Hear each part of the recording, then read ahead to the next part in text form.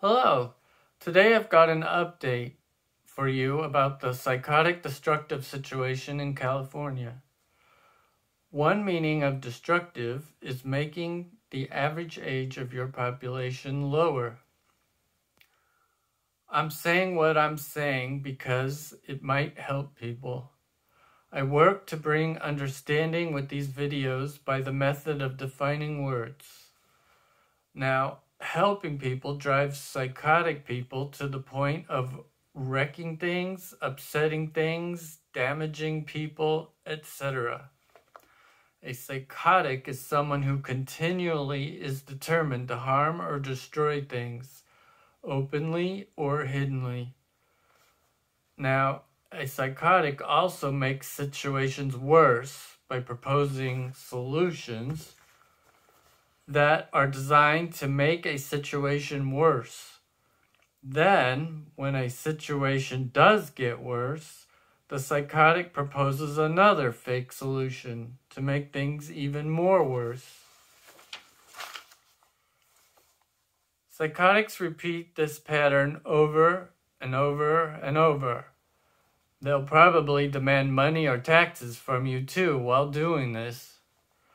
Now, a psychotic man named Gavin Newsom escaped from San Francisco after ruining it as its mayor.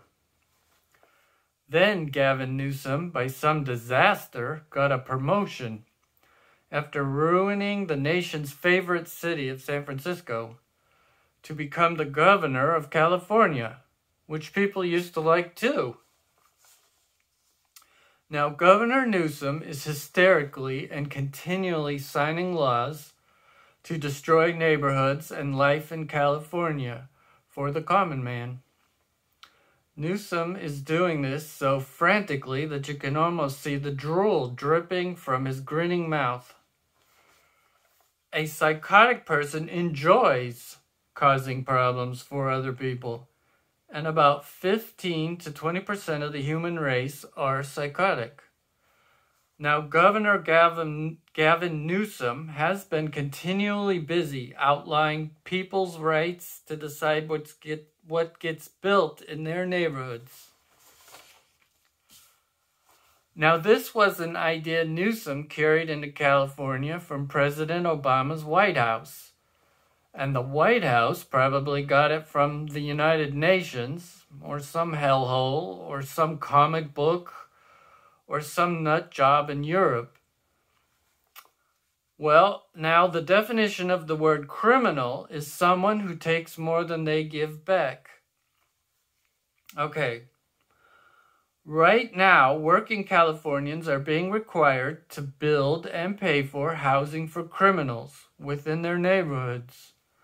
And Gavin Newsom wants Californians to have no say in this. Sometimes Newsom's people write laws in California requiring Californians to pay all legal costs for both sides in a lawsuit, even if they are victorious, trying to protect their city.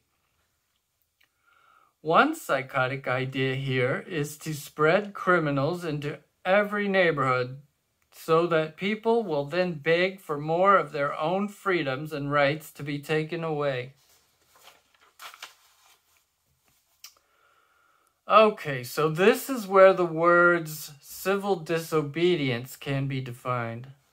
Civil disobedience is the nonviolent disobeying of destructive laws or orders. One meaning of the word disobedience is not weakly giving in to the demands of another individual. And the word weak means to be a victim. One example of civil disobedience success in California was widespread disobedience to mechanical traffic light, red light cameras. So many people refused to pay tickets given by these machines that didn't have human judgment, and so many people sued cities that, at least in Southern California, these red light machines have mostly disappeared. People were simply unwilling to be victims to these cameras and the special interest groups that promoted them. Now, a grassroots leader is someone who has the support of the common man. And that is actual power, because the common man is someone who works. Common people are people that can get something done that people actually like or even want. Unlike the psychotic chaos that psychos like Gavin Newsom pretend is power. People eventually catch on to people like Gavin Newsom, who work to fill neighborhoods with the domestic terrorism of subsidized and spreading crime. Now, bad vagrants do not keep the world going.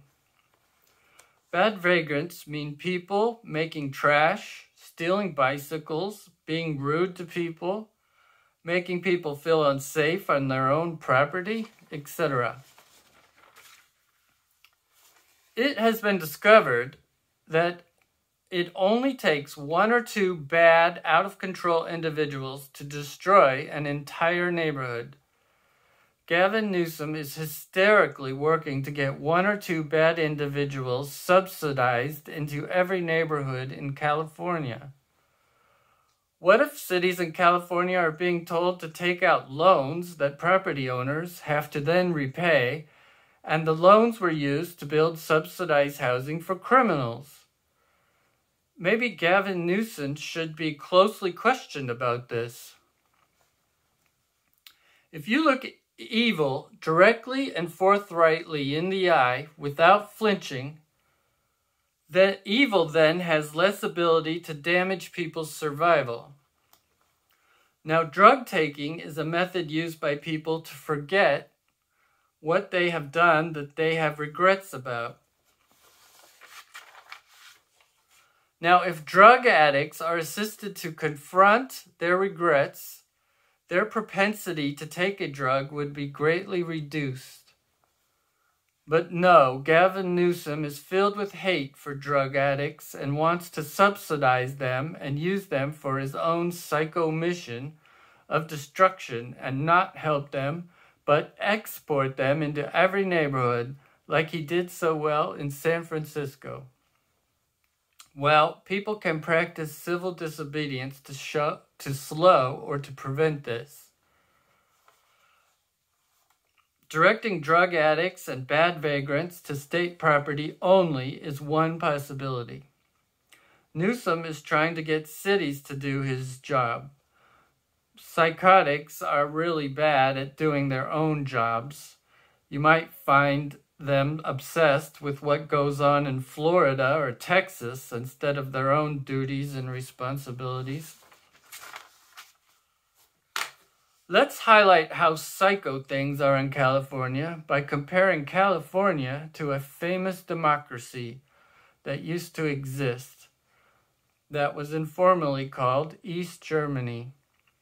Whereas California now works to not allow input from residents, in East Germany, the right to petition the government was firm law, and about 1 million petitions were sent in yearly, keeping East Germany's 5 different political parties busy trying to keep people happy enough to remain in the country and go to work. This is in contrast to California's forming single-party dictatorship. Now, petitions were a pretty powerful thing in East Germany. Between 600,000 to 1 million people moved out of the country legally using some form of petition. Another thing the democracy of East Germany practiced was keeping criminals out of neighborhoods and drug addicts out of neighborhoods. Hell, they kept drugs out of the country. The neighborhoods of working people were seemingly respected. Contrast this to the complete psycho Gavin Newsom. Because some people are addicted to drugs and won't work, Newsom decides to reorder everyone's lives to give priority to criminals and special treatment to criminals. The amount of unnecessary, unwanted, unneeded trouble this causes is like food to Newsom, but poison for 80% of Californians. Local control of one's village is a human right. Winning this right has been hard fought. It is possible that within 1 year, local grassroots leaders will be running local areas. Well, I hope you can use some of these word definitions to help local leaders in your area to disobey any destructive laws from San Francisco or Sacramento, California, that attempt to spill into your areas. You may care to become a local grassroots or opinion leader in your area yourself. An opinion leader is someone people trust to size up a situation and decide what the right thing to do is. Well, goodbye for now. I look forward to consulting with you soon.